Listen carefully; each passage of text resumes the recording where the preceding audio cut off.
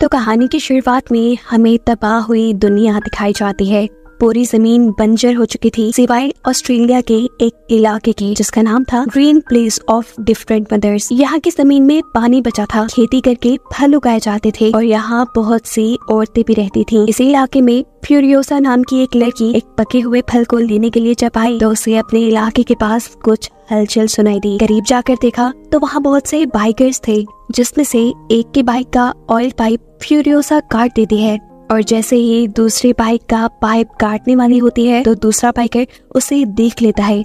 इससे पहले कि वो उसे पकड़ता, फ्यूरियोसा उसकी टांग में कोई नाइफ स्टैब करते हुए वहाँ से भाग गई। भागते हुए उसे जोर जोर से सीटी बजाना शुरू कर दी थी, जिससे उस इलाके के लोगों को वहाँ आने वाले खतरे के बारे में पता चल गया। इससे पहले कि वो भी बचकर आबादी वाले इलाके में पहुँच पाती, बाइकर एक रोप उसकी तरफ उड़ाते हुए उसे रोकने में कामयाब हो जाता है और ये लोग फ्यूरियोसा को उठाकर वहाँ से ले जाने लगते हैं। दूसरी तरफ फ्यूरियोसा की मोम और वहाँ के सारे वॉरियर्स अपने घोड़ों पर सवार फ्यूरियोसा को बचाने के लिए इन बाइकर्स का पीछा करने लगे थे। घोड़े पे सवार ही फ्यूरियोसा की मोम चलते बाइक के ऊपर से बाइकर का गला काट देती है, जिसके बाद उन्होंने उसका ये बाइक ले लिया। इससे पहले कि इसी बाइक के जरिए वो फ्यूरियोसा को बचाने के लिए निकल जाती, इलाके के लोग उसे कुछ बीज देते हैं और ये याद दिलाते हैं कि जो कुछ भी हो जाए दूसरे इलाके के लोगों को ग्रीन प्लेस का पता नहीं चलना चाहिए और जो लोग ग्रीन प्लेस देख चुके हैं उनमें से कोई जिंदा ना बच पाए। कि सुनते ही वो तेजी से आगे निकल जाती है और गन से हमला करते हुए एक बाइकर को मार डालती है। उसके आगे वाले दो बाइकर्स रुककर ये देखने की कोशिश करते हैं कि आखिर क्या हुआ, वो बाइकर क्यों गिरा। तो इन्हें अब दूर से आती फ्यूरियोसा की मोम दिखाई दे रही थी। डरकर इन्होंने अपनी बाइक्स दौड़ा दी, जबकि फ्यूरियोसा ने मौका पाते ही उस बाइक का ऑयल पाइप काट दिया था जिस पर उसे बांधा गया था। फ्यूरियोसा की मोम उस मरे हुए बाइकर की बाइक के स्पेयर पार्ट से अपना बाइक ठीक करती है और उस बाइक का सारा फ्यूल अपने बाइक में डालते हुए दोबारा बाइकर्स के पीछे लग जाती है। चलते चलते अब रात भी हो चुकी थी। बाइकर्स ने जिस बाइक पर फ्यूरियोसा को बांधा हुआ था उस बाइक का फ्यूल भी खत्म हो जाता है, क्योंकि फ्यूरियोसा ने उसका फ्यूल पाइप जो काट दिया था। ऐसी हालत में ये दोनों बाइकर्स आपस में ही लड़ पड़े और मौका पाते हुए फ्यूरियोसा अपने हाथ छुड़वाकर वहाँ से भाग निकली, पर घर पहुँचने में कामयाब नहीं हुई क्योंकि बाइकर्स उसे दोबारा पकड़ चुके थे, जिसे लेकर वो दोबारा अपने इलाके की तरफ निकल जाते हैं। सुबह होने पर हम देखते हैं कि फ्यूरियोसा की मोम बाइकर्स के कैंप तक भी पहुंच गई हैं, जहां उन्हें ग्रीन प्लेस में आए हुए बाइकर्स और फ्यूरियोसा भी नजर आ गई। वो एक बाइकर को शूट करके मार देती है, लेकिन दूसरा बाइकर फ्यूरियोसा को लेकर सही सलामत अपने कैंप में पहुंच जाता है और वहाँ लोगों को ये खुशखबरी देता है कि उन्हें ग्रीन प्लेस का पता चल गया। वहाँ बहुत सारे रिसोर्सेज और औरतें हैं। उसकी ये बात सुनते ही फ्यूरियोसा जान गई कि अब उसके इलाके और इलाके के लोगों को खतरा होने वाला है, कि जरूर अपने लोगों को ग्रीन प्लेस की लोकेशन बता देगा। इसीलिए फ्यूरियोसा होशियारी दिखाती है और इस आदमी के गले में रस्सी का फंदा डालते हुए सबके सामने उसे बाइक से गिराकर मार देती है। आखिर उसने और उसकी मॉम ने उन सभी बाइकर्स को मार दिया था जिन्हें ग्रीन प्लेस की लोकेशन पता थी। अब फ्यूरियोसा को ये बाइकर्स अपने लीडर के पास लेकर जाते हैं, क्योंकि वही है जो इन्हें ग्रीन प्लेस तक ले जा सकती है। बाइकर्स का लीडर चालाक था काफी, वो यहाँ खुद भी फ्यूरियोसा से अच्छा बिहेव करता है और सब लोगों को भी उसका ख्याल रखने को कहता है, ताकि वो उसे झांसा देकर उससे ग्रीन प्लेस का पता चलवा सके। रात होने पर फ्यूरियोसा की मॉम भी इसी कैंप में आ गई। उन्होंने मरे हुए बाइकर के कपड़े उतारकर अपने आप को बिल्कुल उन जैसा ही बना लिया। वो यहाँ असल में फ्यूरियोसा को ढूंढने के लिए आई थी, जिसे ढूंढने के लिए वो हर कैंप में जाते हैं और जहाँ उसे फ्यूरियोसा नहीं मिलती वहाँ के सभी लोगों को शूट करके मार डालती है। जिसके बाद आखिर वो उस कैंप में भी पहुँच गई जहाँ फ्यूरियोसा थी। फ्यूरियोसा को लेने के बाद वो आखिरी लड़की को यहाँ मारने वाली थी, लेकिन वो लड़की कहती है, नहीं, मुझे नहीं मारो, मैं भी तुम्हारी बेटी की तरह यहाँ कैदी हूँ। ये सुनकर फ्यूरियोसा की मॉम ने उसे छोड़ दिया और अपनी बाइक पर फ्यूरियोसा को लेकर वहाँ से भाग गई। लेकिन वो नहीं जानती थी कि जिस लड़की पर वो रहम करके उसे छोड़ कर आई वही उसे फंसा देगी। वो जाकर अपना इमरजेंसी अलार्म बजा देती है और ऐसे बहुत सारे लोग फ्यूरियोसा और उसकी मॉम के पीछे पड़ जाते हैं। दूर से ही इन बाइकर्स ने उनके ऊपर बम से हमला किया, जिसकी वजह से फ्यूरियोसा की मोम के सारे कपड़े जल गए। जिस आग से बचने के लिए उसने अपने ऊपर पहना हुआ आर्मर सूट वहाँ उतारा और दोबारा बाइक पे बैठकर जितना तेजी से हो सकता था उतनी तेजी से वहाँ से भाग गई। बहुत दूर निकलने के बावजूद भी बाइकर बिल्कुल उनके पीछे थे। फ्यूरियोसा की मोम अब ये बात जान गई कि वो इनसे नहीं बच पाएंगी, इसलिए वो बाइक से उतरकर फ्यूरियोसा को बाइक दे देती है और उसे अकेले घर जाने को कहती हैं। साथ ही उन्होंने फ्यूरियोसा को एक पीच सीट भी दिया और कहा कि वापस जाकर इसे जरूर रुका देना, और खुद वो बाइकर्स को शूट करने के लिए यहाँ रुक गई। लेकिन कितने भी लोगों का अकेले मुकाबला करती वो, जल्द ही उसे सारे बाइकर्स घेर लेते हैं। फिरोसा भी इन्हीं लोगों के हाथ लग जाती है और आकर देखती है कि उसकी मोम को इन लोगों ने एक दरख्त से बांधा था, जिनको उसकी आंखों के सामने ही बेदर्दी से मार दिया जाता है। जिसके बाद बाइकर्स का लीडर उसे अपने जैसे कपड़े पहनाकर एक पिंजरे में बांध लेता है और उसे फोर्स करता है वो सब देखने के लिए जिसे वो अपनी एंटरटेनमेंट समझते थे। यहाँ उसने फिरोसा को अपनी बेटी का टेडी बियर भी दिया, जिसे फिरोसा ने गिरा दिया। उससे में बाइकर का लीडर उसे यहाँ से ले जाने को कह देता है। उसके साथ एक बूढ़ा आदमी भी जा रहा था, जो फिरोसा को कहता है, अगर तुम मुझसे लिखना पढ़ना सीख लो तो तुम हमारे लीडर के लिए एक काम का बंदा बन जाओगी, ऐसे वो तुम्हें टॉर्चर नहीं करेंगे। लेकिन फिरोसा किसी की सुनने वाली नहीं थी। वो चुपके से अपने हाथ के ऊपर टैटू बनाती है, इस जगह से ग्रीन प्लेस तक का, क्योंकि उसे उम्मीद थी वो एक न एक दिन ग्रीन प्लेस वापस जरूर जाएगी। और उसे ये भी डर था कि कहीं उस वक्त तक वो रास्ता भूल गई तो, इसीलिए उसने पूरा रास्ता, पूरा मैप अपने बाजू पे ही बना डाला। खैर वक्त गुजरता है और हम देखते हैं कि एक दिन ये सभी बाइकर्स कहीं जा रहे थे तो दूर उन्हें एक लाल धुआं उड़ता दिखाई देता है। उन्हें पता चला कि वहाँ लोग रह रहे होंगे। ये लोग उस धुएं का पीछा करते हुए वहाँ पहुँचे तो वहाँ उन्हें एक वॉर बॉय मिला, जो उन्हें यहाँ के सिटाडेल यानी यहाँ के किले तक ले गया। किले में इमोर्टल जॉय की हुकूमत चलती थी। उसके पास पानी था, वो यहाँ खाना उगाता था और यही खाना वो अपने सोल्जर्स को दिया करता था। उसने अपने सोल्जर्स को ऐसा गाइड किया हुआ था कि वो उसके लिए मरने को भी तैयार थे। ये बाइकर्स जिनके पास रिसोर्सेज की कमी थी, वो इमोर्टल जॉय से कहते हैं कि अगर तुमने हमारे साथ कोऑपरेट ना किया और हमें चीजें ना दी तो हम तुम्हारे साथ जंग कर लेंगे। लीडर की ये बात सुनकर उसका मजाक उड़ाने वाले अंदाज में इमोर्टल जॉय अपने एक वॉर बॉय को मरने को कहता है और बाइकर्स के लीडर को ये प्रूव कर देता है कि तुम लोग चाहे जितने भी ताकतवर हो, मेरी फौज के आगे कुछ भी नहीं, ये सब मेरे लिए मर मिटने को तैयार हैं। उसकी बात अभी पूरी ही हुई थी कि तभी यहाँ उसके लोगों ने इन सभी बाइकर्स के बाइक को लटकी हुई चैन से उठा लिया। बाइकर्स के पास और कोई रास्ता नहीं बचा सिवाय अपने आप को बचाने के लिए यहाँ से भागने के। वो जब यहाँ से भाग रहे थे तो बाइकर्स का लीडर देखता है कि फिरोसा अपने जेल से गिरकर वहाँ एक खड्डे में फंस गई है।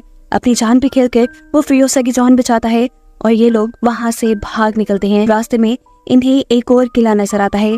इस किले का नाम था गैस टाउन। यहाँ पर ऑयल को रिफाइन किया जाता था, जिसके जरिए ही इमोर्टल जॉय के वेपन्स और व्हीकल्स चलते थे। बाइकर्स का लीडर इस किले के ऊपर कब्जा करने का प्लान करता है ताकि यहाँ के ऑयल की वजह से वो इमोर्टल जॉय को ब्लैकमेल कर सके। लेकिन मसला ये था कि यहाँ की भी सिक्योरिटी काफी सख्त, जिसे चकमा देने के लिए वो अपने काफी सारे लोगों को वॉर बॉयज में बदल देता है और गैस टाउन के गेट तक पहुँचता है। ये लोग उनके लिए गैस टाउन का जब गेट नहीं खोलते तो बाइकर्स का लीडर अपने भेस बदले हुए लोगों को मार देता है, उन लोगों को ये बावर कराने के लिए कि इन्होंने इमोर्टल जॉय के किले के ऊपर कब्जा कर लिया और उनके लोग अब उसके गुलाम हैं। ये देखते हुए गैस टाउन वालों ने भी उसके लिए ये दरवाजे खोल दिए। गैस टाउन पर कब्जा करने के बाद सबसे पहले बाइकर्स का लीडर यानी डिमेंटस इस टाउन के लीडर की फिंगर्स काट कर इमोर्टल जॉय को भेजता है, जो देखकर इमोर्टल जॉय जान गया कि अब आहिस्ता आहिस्ता डिमेंटस के हाथ पावर आ रही है। उसकी सारी की सारी पावर उस ऑयल की वजह से है जिसके ऊपर अब डिमेंटस ने कब्जा कर लिया है। इसीलिए वो डिमेंटस को मीटिंग का पैगाम भिजवाता है। डिमेंटस और चाहता ही क्या था,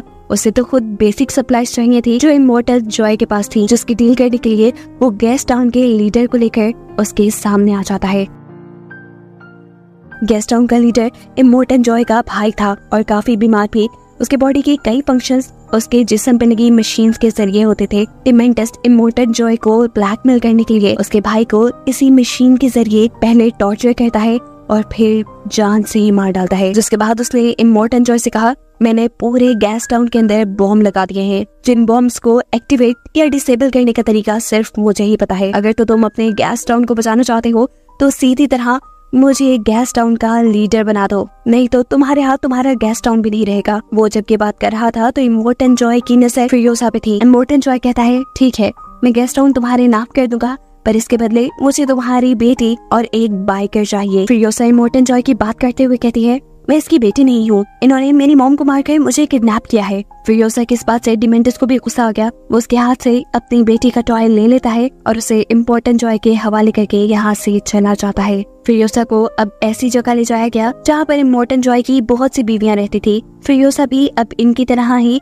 इमोर्टल जॉय की एक बीवी बनकर उसके हरम में रहने वाली थी। ये सारी की सारी औरतें बहुत अच्छी थी, वो फिरोसा के साथ अच्छा सलूक भी करती हैं, लेकिन फिरोसा सिर्फ इसी चीज पे फोकस करती है कि कैसे इमोर्टल जॉय इन सभी लड़कियों को अपने साथ रखने पर फोर्स करता है। इधर वो देखती है कि जब इमोर्टन जॉय की एक बेटी पैदा होती है तो गुस्से में वो अपनी बेटी को जिंदा दफनाने का ऑर्डर दे देता है। उसे सिर्फ बेटे चाहिए थे, ऐसा नहीं था कि उसके पास बेटे नहीं थे, उसके बहुत से बेटे थे, लेकिन उसकी नजर में कोई एक भी हेल्दी नहीं था। इसलिए उसने इन सबको वॉर बॉय के तौर पे रख लिया। उसने इतनी सारी बीवियां भी इसीलिए रखी हुई थी कि एक दिन तो उसका हेल्दी बेटा पैदा होगा जो उसकी तरह फिर उसके इस सिटाडेल पर हुकूमत करेगा। हम देखते हैं कि इमोर्टन जॉय के एक बेटे की नजर यहाँ फ्यूरियोसा के ऊपर पड़ जाती है। वो उसे बालों से पकड़कर जब उसके साथ ज्यादती करने की कोशिश करता है तो फ्यूरियोसा इस मर्तबा तो अपने बाल छुड़ाकर भाग जाती है, लेकिन अगली मर्तबा वो अपने साथ ऐसा नहीं होने देना चाहती थी।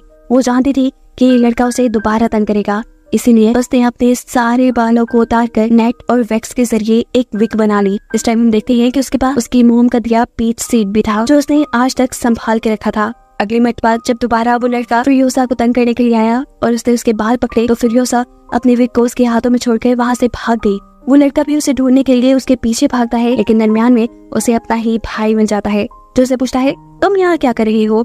इस लड़की के पास कोई जवाब नहीं था। वो अपने हाथ में पकड़ी हुई फ्यूरियोसा की विग भी वहाँ फेंक चुका था क्योंकि उसे डर था कि कहीं उसके डैड उसे देखकर उसको सजा न सुना दें। खैर वो यहाँ फ्यूरियोसा को ढूंढने की कोशिश तो बहुत करता है, लेकिन फ्यूरियोसा मिलती नहीं क्योंकि वो यहाँ अपने आप को एक लड़के की तरह बना चुकी थी। ऐसे उसने अपनी इज्जत भी बचा ली और उसे सिटाडेल के अंदर काम भी मिल गया। उछलने कूदने में तो वो बहुत तेज थी, इसलिए उसे काम भी आ गया था इमोर्टन जॉय की बड़ी बड़ी मशीन्स के अंदर चेन्स को फिट करने का। वक्त गुजरता है और हम देखते हैं कि 15 साल बाद अब फ्यूरियोसा बड़ी हो चुकी है। कोई भी उसे पहचान नहीं पाया कि वो लड़की है, वो भी इसलिए क्योंकि आज तक फ्यूरियोसा ने गूंगा बनने का नाटक किया और साथ ही इमोर्टन जॉय के वो सारे रिचुअल्स पूरे किए जिसके जरिए उसे यकीन आ गया कि फ्यूरियोसा भी उसके लिए लॉयल है। इस मर्तबा इमोर्टन जॉय इन्हें एक बड़ी सी ड्रिल बनाने का काम देता है जो कि किसी भी चीज को आसानी से तबाह कर सकती थी। ये लोग ऐसी ही एक मशीन बनाने में कामयाब हो भी जाते हैं जिसे ये लोग एक ट्रक के साथ अटैच करके जैसे ही उसे पहली टेस्ट ड्राइव के लिए बाहर लेकर जाते हैं तो इसके ऊपर डिमेंटस के लोग हमला कर देते हैं। डिमेंटस के लोग पैराशूट्स के जरिए इस मशीन पर और वॉर बॉयज के ऊपर बॉम्ब से हमला करते हैं। जैक जो कि इस ट्रक को ड्राइव कर रहा था वो ये ट्रक रोकता नहीं बल्कि चलाता रहता है। डिमेंटस के लोग इस ट्रक के ऊपर भी हमला कर देते हैं जिसकी वजह से इस ट्रक में एक मेजर फॉल्ट आ चुका था। इस वक्त फ्यूरियोसा बहादुरी दिखाती है और चलते ट्रक के नीचे जाकर उस फॉल्ट को ठीक करने की कोशिश करती है ताकि जैक इस ट्रक को तेजी से यहाँ से भगाकर ले जा सके, पर उसकी ये कोशिश नाकाम करने के लिए डिमेंटस का एक आदमी भी ट्रक के नीचे आ गया। वो ट्रक के नीचे एक बॉम्ब प्लेस कर रहा था। फ्यूरियोसा न सिर्फ उसे लड़ती है बल्कि उसे मारकर गिराते हुए वो उसका बॉम्ब भी अपने ट्रक से डालने पर कामयाब हो चुकी थी। इसके बाद वो ट्रक का फॉल्ट ठीक करते हुए ट्रक के अंदर भी आ गई। ट्रक के बाहर की तरफ डिमेंटस के बाइकर अभी भी वॉर बॉयज को मार रहे थे और जब वॉर बॉय डिमेंटस के छोटे से ट्रक पर हमला करता है तो इस ट्रक का एक्सीडेंट होकर वो ट्रक रिग ट्रक से टकरा गया जिसकी वजह से फ्यूरियोसा को झटका लगा और उसके सर पे लगी हैट उतर गई। उसके उड़ते हुए बाल देखकर जैक के सामने उसका राज खुल गया कि वो एक लड़की है। ये लोग अभी अपनी जंग के ऊपर ध्यान देते हैं और फ्यूरियोसा तीर से हमला करते हुए उड़ने वाले बाइकर्स को मारने में कामयाब हो जाती है। अपने दुश्मनों को खत्म करने के बाद उसने जैक को गन पॉइंट पे ले लिया क्योंकि वो जानती थी कि जैक अब उसके लिए मसला खड़ा कर देगा। लेकिन यहाँ जैक उसे कहता है, तुम एक अच्छी वॉरियर हो और मुझे इस चीज से फर्क नहीं पड़ता कि तुम्हारा जेंडर कौन सा है। हमें काम दिया गया है इस रिग को कंट्रोल करने का और मैं चाहता हूँ कि तुम एक टीम मेंबर की तरह इसमें मेरा साथ दो। फ्यूरियोसा मान जाती है और ये लोग इसी रिग ट्रक को लेकर गैस टाउन के अंदर पहुँचते हैं जहाँ काफी सालों बाद डिमेंटस फ्यूरियोसा को दिख रहा था, लेकिन अब वो काफी बड़ी हो चुकी थी इसलिए डिमेंटस ने उसे पहचाना नहीं। पता चलता है कि डिमेंटस के पास ऑयल की सप्लाईज खत्म हो गई हैं, जिसके बदले में वो दूसरी सप्लाईज इमोर्टन जॉय से लेता था। वो यहाँ जैक से कहता है कि मेरी किसी तरह इमोर्टन जॉय से मीटिंग करवा दो। जैक मान जाता है लेकिन वो बिना ऑयल इन्हें कोई सप्लाई देने को तैयार नहीं था, इसीलिए ये सारे बाइकर्स उनके ऊपर हमला कर देते हैं और सारा फूड चुराने लग जाते हैं, जिसे बचाने के लिए फ्यूरियोसा अपना ट्रक लेकर यहाँ से बाहर निकल जाती है और जैक उन लोगों को मारने लग जाता है जो उनके ट्रक के पास आने की कोशिश कर रहे थे। खैर ये लोग अब बचते बचाते वापिस अपने सिटाडेल में पहुंच जाते हैं और इमोर्टन जॉय को डिमेंटस से मिलने का पैगाम दे देते हैं। इस सारी लड़ाई में फ्यूरियोसा को एक तीर भी लग चुका था। जैक उस तीर को उसके कंधे से बाहर निकालता है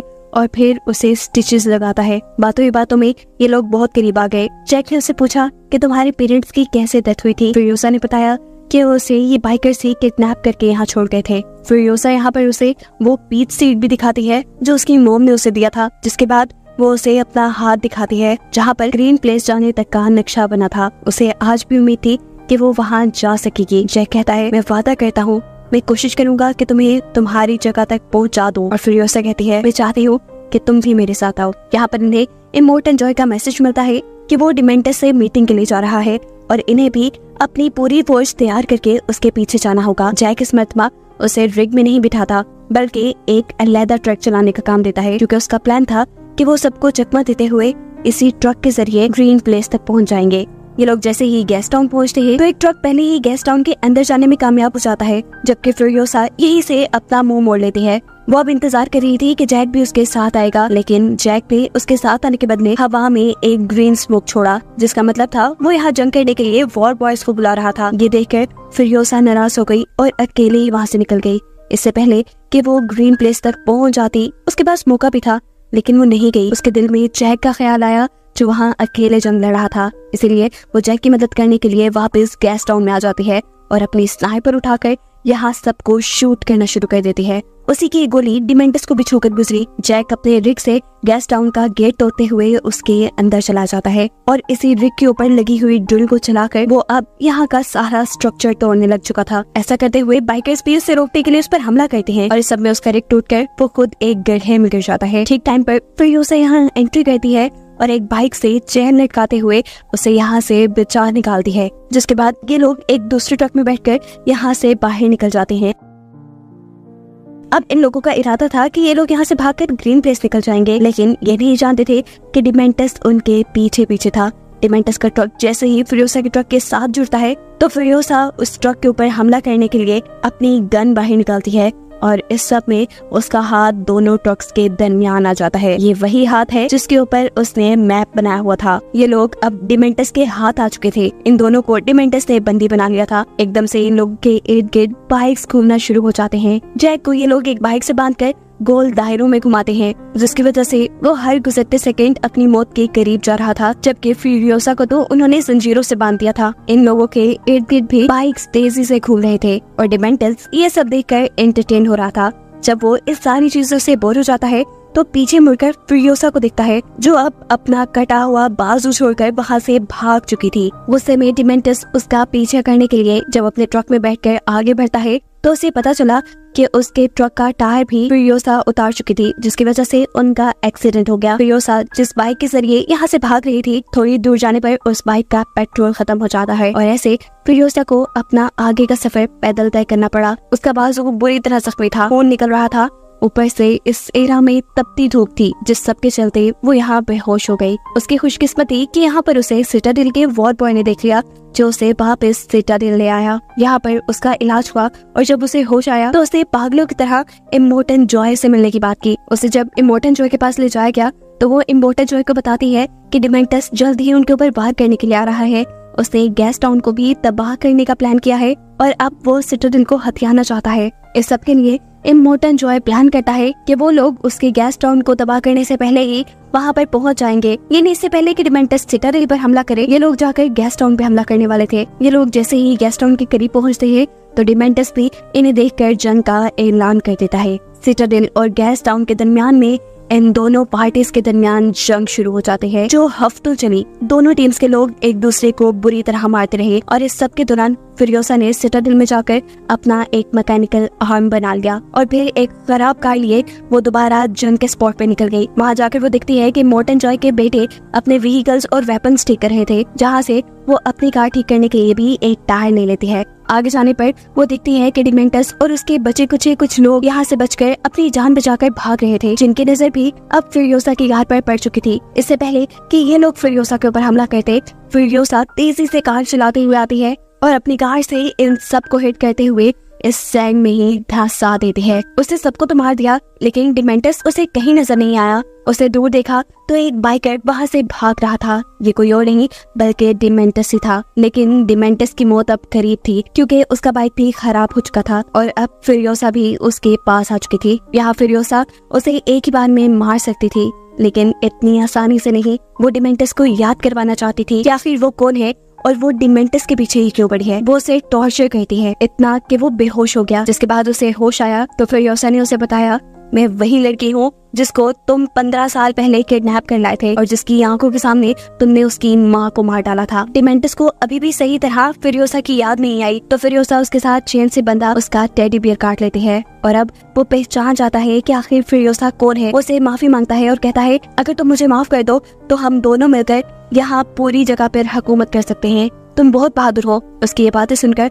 फिरियोसा दोबारा उसका टेडी बियर जमीन पे गिरा देती है, जिसके बाद वो उसके सर पे गन पॉइंट कर चुकी थी। सब लोगों को लगा कि फिरियोसा ने उसे मार दिया, लेकिन ऐसा नहीं था। असल में फिरियोसा ने उसे जिंदा दफन कर दिया और उसके ऊपर लगा दिया अपना पीच ट्री, जिसका बीज उसे उसकी मॉम ने दिया था। जमीन ने डिमेंटस के न्यूट्रिएंट्स यानी पावर चूस के एक बहुत बड़ा सा ट्री बना दिया और उसके ऊपर एक पीच भी उगाया, जो सब डिमेंटस अपनी आंखों से देख रहा था। ये बस उसका आखिरी ही वक्त चल रहा था। इसके बाद शायद वो मर जाता। सीन कट होकर दूसरी तरफ हम फिरियोसा को देखते हैं, जो कि अपने ग्रिड के जरिए इमोर्टल जॉय की सभी बीवियों को उसकी कैद से सेफली निकालने में कामयाब हो जाती है। वो इन्हें रेस्क्यू करके ग्रीन प्लेस से लेकर जाते और उसे दिखाते हुए ये कहानी यहाँ खत्म हो जाती है।